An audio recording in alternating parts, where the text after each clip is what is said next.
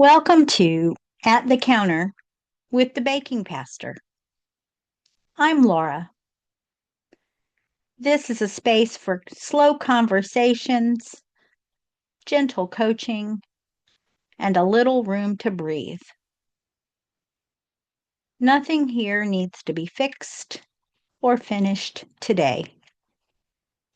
So wherever you are, take a breath, settle in, and pull up a chair. We'll start right here at the counter.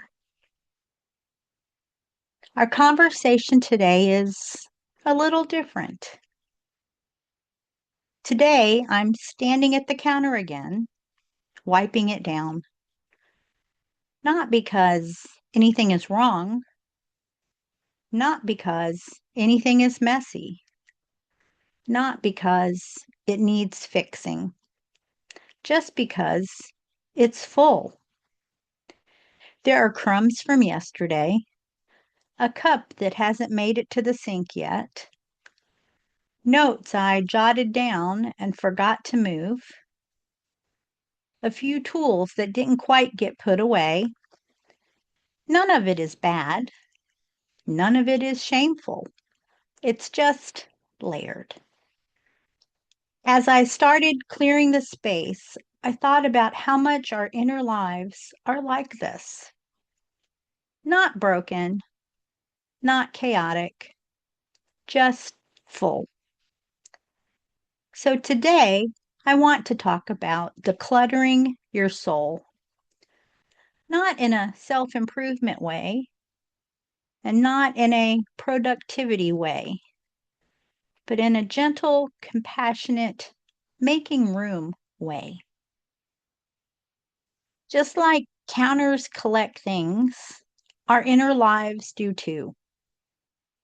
We gather expectations, responsibilities, roles, worries, memories, regrets, hopes, and disappointments. None of it arrives because we're careless. It arrives because we're living. We love. We try. We hope. We show up. We endure. And over time, our souls gather layers. Sometimes the clutter is obvious. Sometimes it's quiet. Sometimes we don't even realize how full we are until something small tips us into exhaustion or tears. And then we wonder, why am I so tired? Why does everything feel heavy? Often it's not because we're doing too much, it's because we are carrying too much. In our last conversation, we talked about the grief we don't always name. And grief has a way of revealing clutter. When something ends or changes or breaks open, we suddenly notice what we've been holding, what no longer fits, what we're tired of carrying. Grief clears our vision, not in a harsh way, but in a tender one. It shows us what matters, and it shows us what might be ready to be set down. I see soul clutter show up in so many gentle human ways, in people who feel tired even after resting, in people who feel emotionally crowded, in people who feel scattered or stuck, in people who carry a quiet heaviness they can't quite explain. Often, it's not one big thing, it's layers, many, many layers. Little by little, year by year, season by season, like a counter that slowly fills, one cup and crumb at a time. And one of the heaviest things we carry is guilt. Not always guilt over something we did wrong, but guilt over what we wished we had done differently, what we couldn't do, what we didn't know at the time, what we survived, what we couldn't save, what we couldn't fix. So much guilt is not about wrongdoing. It's about being human in moments where we wish we had been more than human. Guilt often sounds like, I should have known. I should have done more. If only I had. I should have been over this by now. Other people had it way worse, so I shouldn't feel this way. And slowly, gently, guilt becomes part of what we carry every day. Sometimes guilt becomes the way we keep loving something that's already gone. Sometimes it becomes the way we stay connected to people or seasons we miss. Sometimes it becomes a form of self-punishment for not being able to control what was never ours to control. And none of that makes you weak. It makes you tender-hearted. Guilt may have protected you once. It may have helped you survive. It may have helped you cope. It may have helped you make sense of something that didn't make sense. But what protected you then may not need to stay now. Decluttering your soul does not mean erasing your story.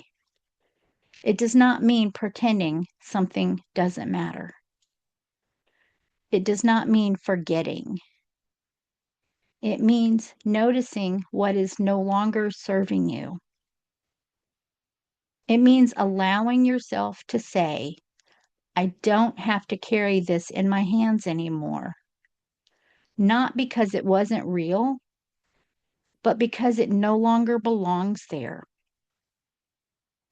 Guilt often tells us we must keep holding what we could not change.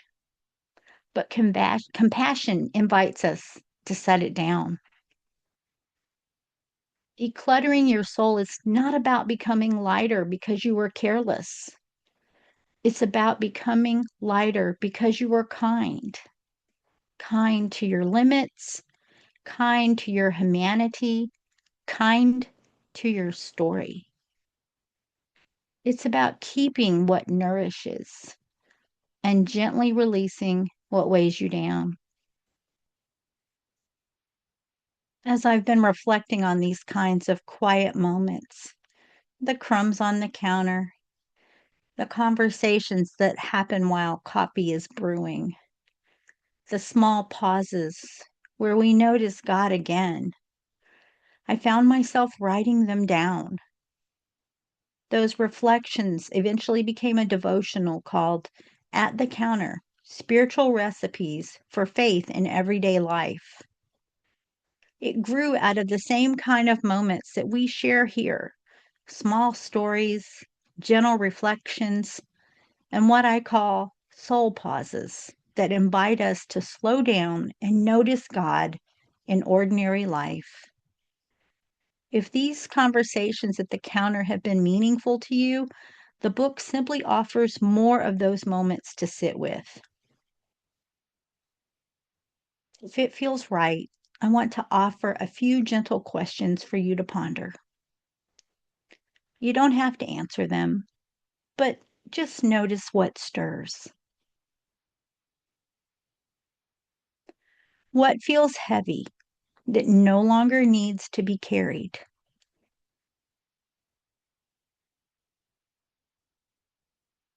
What guilt have you been holding that might be ready to rest?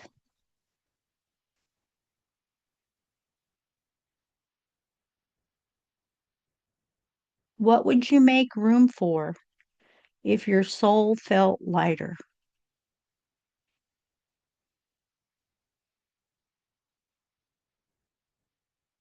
You don't have to answer these. Just let them rest for a moment.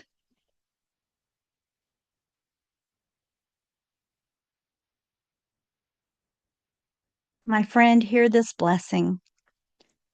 May you clear space without self-judgment. May you be gentle with what you uncover. May you release what no longer belongs in your hands. May you keep what nourishes your spirit and let the rest fall away. May mercy meet you where guilt has lived. May compassion replace self-criticism. And may you trust that making room is an act of love, not failure. The counter feels lighter now, not empty, just open. There's space again for what's next. And maybe that's what decluttering your soul is really about. Not erasing your life, not minimizing your story, making room for breath, for hope, for gentleness, for joy. Thank you for spending time with me at the counter. If you'd like to continue these reflections, you can find At the Counter for spiritual recipes for faith in everyday life wherever books are sold. The link is in the show notes. If something in our conversation stayed with you, you are welcome to carry it gently into the days ahead. And if it feels like enough just to have listened, that's enough. You're always welcome here. Pull up a chair.